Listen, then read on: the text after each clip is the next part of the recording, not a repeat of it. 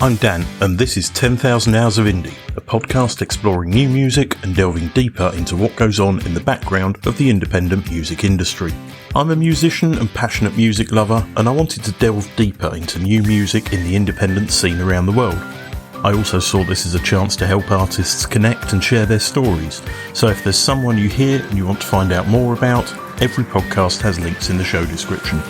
Get involved, help this community grow, follow on the 10,000 Hours of Indie socials, you can find all the links in the show description.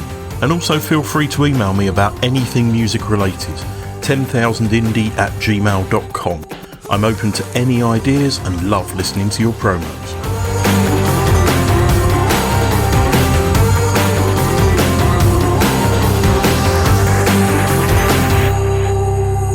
God Alone, a five-piece hailing from Cork, Ireland, describe their sound as dance-infused math noise rock, although they've worked their way through several heavy genres during their time together. Made up of Jake O'Driscoll on guitar and vocals, Cian Mullane, bass and vocals, Jack O'Hanlon on drums, Dylan Kelly on synthesizer, and Seán Thompson on guitar. The band are signed to Prosthetic Records and have just released their third album, The Beat Test, which is such a good album. I wanted to find out more. However, that's a slight lie, because I hadn't heard the album when we arranged the interview, and now I have. So it's slightly different to how it was. Cian, welcome to the podcast. Glad we finally managed to get you on. Hello, nice to meet you. Thanks for having me. Given that you're from Ireland, your band name could be seen as a little controversial. We stole the band name from my favourite band of all time, Altar of Plagues. They're from Cork as well. They're like a post-black metal kind of band. One of their singles is called God Alone, so we just ripped that off them, straight off. Great band. No exciting backstory to that one. They just got it, we're having that. I just stole it. It's ours now. I have to say, though, I have enjoyed getting emails from God. Google be telling me that the whole time. Hi, God. Thanks, bud. What and who were the inspirations for forming the band in the first place? I mean, you've been doing this for quite a while. You've been doing it since you were young. Yeah, I think I was about 16 when the band formed, and I'm the oldest. Jeez, that was nearly 10 years ago now. But yeah, I think Altar of Plagues definitely, for one, are massive, still are massive. They'll always be my favourite band, and we all kind of agree on them being class. But at the start, like lads, we listened to like Russian Circles, like Death Heaven, Liturgy, that kind of crack, like post-black metal kind of stuff like that. But then kind of evolved more and more. Then we started growing up and stopped being like angry teenagers and started listening to other stuff, like more variety, like. Yeah, I'd say for this album anyway, like bands like The Armed and Converge, our guitarist Jake listens to a rake of electronic music, so that kind of has an influence on it. Nice wide range of bits there. So you have quite a unique niche genre going on. It seems that that's something that's developed over time. How have you got to where you are now from starting as almost a black metal band? I think when we're writing songs together, especially in the room together, a lot of it is, wouldn't it be funny if we did this next? Start playing for so long, you're like, oh yeah, that's all right now. People might like that. You know, like I think humor has a big part in it. So like, there aren't many genres we haven't kind of at least tried to do. As long as it's funny, we'll probably do it. Like if we think it's funny, then it will be done. I would like to say for the listeners of the podcast, the first thing I noticed when we started doing this interview was the Happy Mondays t-shirt. So, oh, they're savage. So your first release as a band was in 2017, is that right?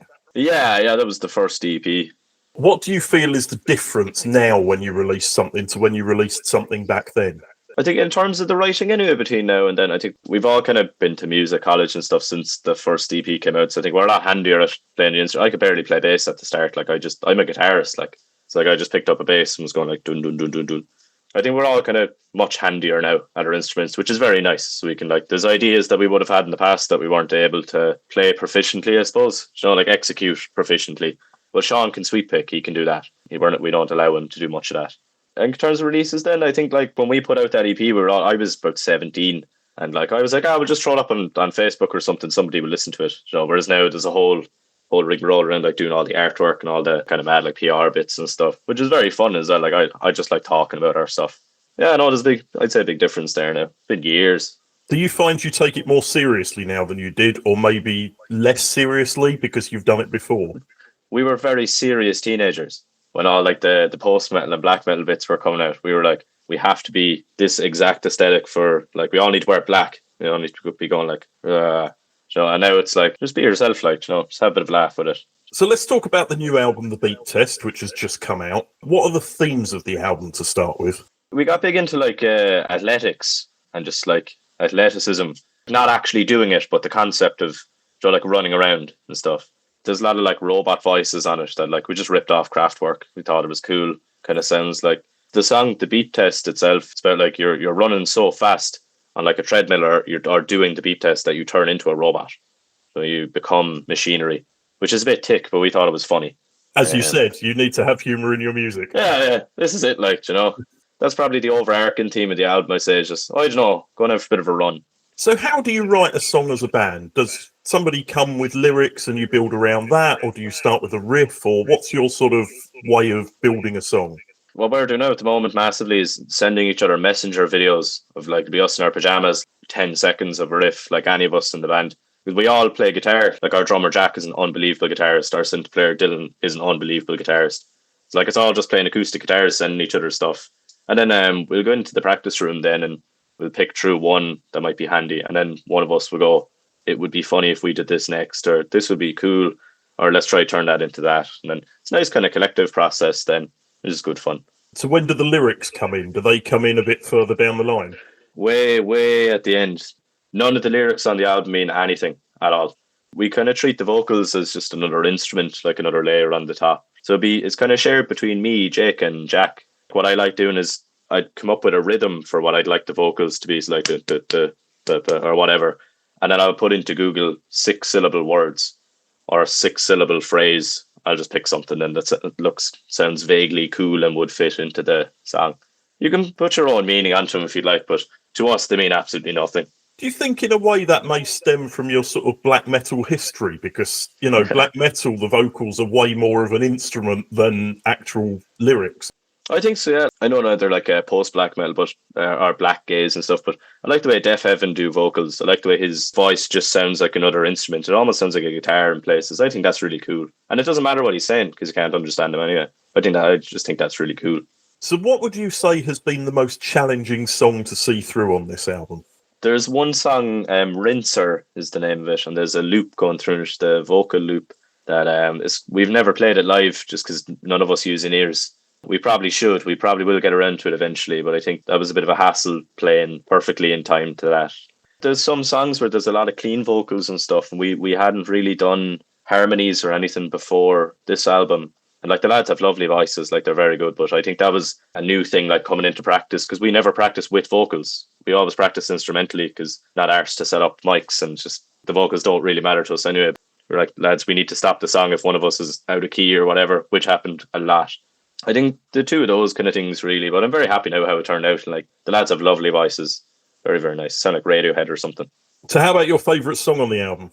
I like Blues in E, the kind of instrumentally one. It's very fun to play live, and people like it. People were hitting each other to it the last time we were playing. It's really fun. Jack is doing really cool stuff on drums that I just like listening to. So we're doing this interview just a couple of days after the album's release. How has the reaction been to the album so far? I've been delighted with it now. All the reviews have been lovely. We got put on like the Bandcamp Daily thing, and Kerrang said we were good. So I was like, sound. I showed my dad the other day. He was like, you had an album out there, did you? I was like, yeah. He was like, I listened to it. I was like, okay. And then he came back to me this morning. He was like, I listened to that there in the gym. It's good. I liked it. Sound. That's the height of praise there now for me. So very happy with that. It is, isn't it? I mean, you could be making music for years, but until your parents finally acknowledge that actually it's not that bad, it really... Oh, yeah, there you go. Like, this is it. Like, make or break you, like. So like a few bands I've spoken with recently, you guys didn't just sit around during COVID. You did a COVID project, but you didn't get as far as it seems you were meant to. Tell us about that. Is that the EP thing we put out? Yeah. Oh, yeah, we're just making loads of weird, like ambient-y, what I thought was jazz, what I would like to be jazz, but I don't really listen to or understand jazz. Jack was doing like on one song, so to me that's jazz. We meant to do like 10 of them, and we got around to making one. Yeah, it seems that way. we started the second one, and then we were like, lads, come on, like I'm just not in the mood. Like, I'm trying to think what else we did. We got really into wrestling instead. We were on like Zoom calls watching WWE highlights with each other for ages. We got mad at football. I started playing five-a-side when we could meet each other again. I still do that, but the lads gave up on it. Jake wrote a load of songs. I kind of stopped playing guitar for a while because I was kind of sick of it in the house. a lot of ideas he wrote like years ago are on this album now, which is cool. But yeah, we might come back to that. We were calling it like the extended universe. Like we planned like 10 of them. I wanted to do a krautrock one. We were going to do like a funk one. We just never got around to it.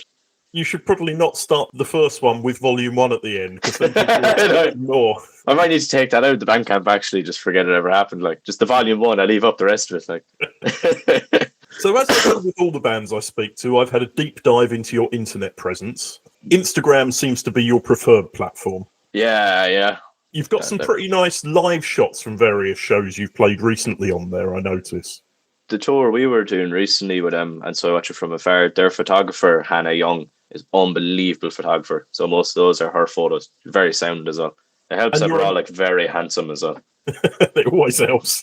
Yeah, I know. You're another band who have played at Arctangent. I've spoken to quite a few bands on here who have been there, even went there before they were in bands, just because it's such a niche genre festival, but with such a great crowd. What is it that makes the place so special for bands? I think it's like genuinely the best weekend of the year. We've played it, I think, 3 times now, and every time, no matter what time of the day we were playing on what stage, it was full. And then you'd see people wearing your shirts walking around. Like, we're only a small band, like, you know, like we're not massive or anything. And it's still really nice. You'd see, like, I'd be up getting a pint and some guy would be like, "Oh, you're in that band," you know, which is very nice. And it's very kind of welcoming. And like this year now, we all went over, and so a load of our friends came over. So like my girlfriend came over and our housemate and like all lads' friends, like friends and family and stuff. And it was just unreal. A big, nice commune tent circle thing. Like, even if we weren't playing it, I'd go over there on a holiday. Like, Jake went there last year just on holiday, and he had the time of his life as well. They're just very, very nice, you know. We're a weird band. So we don't, I don't know, we're very, like, accessible or anything. But, like, there you feel like you're at home. It's a load of nerds. Massive amount of nerds. You've got a video for Pink Himalayan on YouTube. Was that filmed in your local pub or somewhere? Oh, yeah. I'll tell you now, that's Jake and Jack work there. They've worked there for years. They've worked there for like 3 years. And it's just the best pub in Ireland, genuinely in Ireland, possibly even the world. It's called Fionn Barra's. And it's just lovely. They do like pizzas and they're open during the day and their coffee is really nice. And like there's like an outdoor beer garden where we film the videos. Lovely. Everyone that works there is really sound.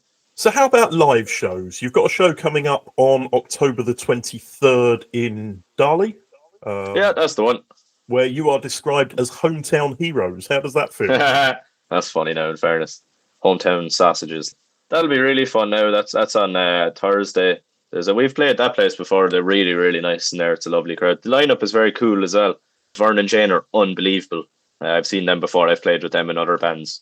And I think it's Exhaust's first show, but I know the lads in the band and they're all very good. So it's probably going to be brilliant. And what else do you have planned in terms of live shows? Because obviously now's the time to be getting out there when the album's We're in Dublin then for another launch show in December. We're kind of up the walls ourselves working and playing in other bands for the next while. It's the Jazz Weekend next week in Cork. The entire city just goes absolutely feral. We all playing kind of covers bands, so we're all doing 10 gigs next week. And then I think we have a few more Irish shows then to be announced before the end of the year. And then next year then we're going to go back to the UK, try to go to Europe then. Very early next year then I'd say we get all that bits done. Sweet. Are you hoping for another Arctangent in 2026? We played this year. We didn't play last year, and we played 2 years before that, like in a row. It'd be very nice if they asked us, but I wouldn't be upset if they don't. I'm going to go there anyway, just on holiday. You might have just made them think, oh, if he's coming anyway, sod it. Go on, I'm there anyway. Sure, I'll jump on stage with somebody. Like, they'll let me on, surely. Like, with the sort of lead time on an album, I assume this was written a little while ago and probably finished 6 months ago or so. I'd say there's some of the songs in the album we started writing when the band first started. Like there's songs on that album are nearly 10 years old, or ideas anyway for in the songs. Like the song Yup I Said, we played that live in like 2018. I have a video of us playing that at a gig years ago, a different kind of version of it. But a lot of the ideas we just couldn't really properly flesh out until now. But I think when did we start recording it then? I think the start of this year then. Yeah, so that was about, what are we now, October? Kind of about the start of this year, we started the drums, and then we got everything done then about I think May or June or something like that. So is there already work going on for new songs now? Oh yeah, we're practicing later. We're practicing in like 2 hours, and we have about 10 messenger clips, like videos of riffs that we're going to go through, which would be nice. Right. I'm looking forward to that, getting that down. Should we have a new album next week? Like You write that in 5 minutes to be grand. Just bang it out like. And the final question, what music are you listening to at the moment that listeners to the podcast may not be aware of and should check out? I know he's massive, but I'm listening to loads of Paul Brady the last few weeks. I just think he's brilliant. My dad was telling me he's brilliant for years, and I wasn't listening to him. And then I started playing acoustic guitar again for the first time in a while. I was like, oh my God, he's unbelievable. I really like his voice as well. I mostly listen to, like, other than that though, I only really listen to like Talking Heads and like Neu and Kraftwerk and kind of stuff like that. I really like krautrock. I really like music that doesn't change for 10 minutes. Just dun dun ka dun dun dun ka. I like that. I think that's very fun.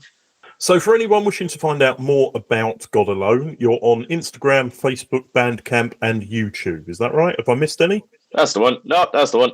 Well, the Beat Test by God Alone is available now via Prosthetic Records on all streaming platforms, all that I know of anyway. Yeah, I think we're on all of them now, yeah. You can be on Roblox now, which is mad. Really? You can add music. Yeah, I was, my other band, I was uploading an album for release the other day for like the streaming thing, and it had an option for Roblox. I was like, that is absolutely mental. Well, thank you very much for your time. Much appreciated. And hopefully in 2026, I might be able to see you somewhere. Job, thanks very much. Thanks for having me on.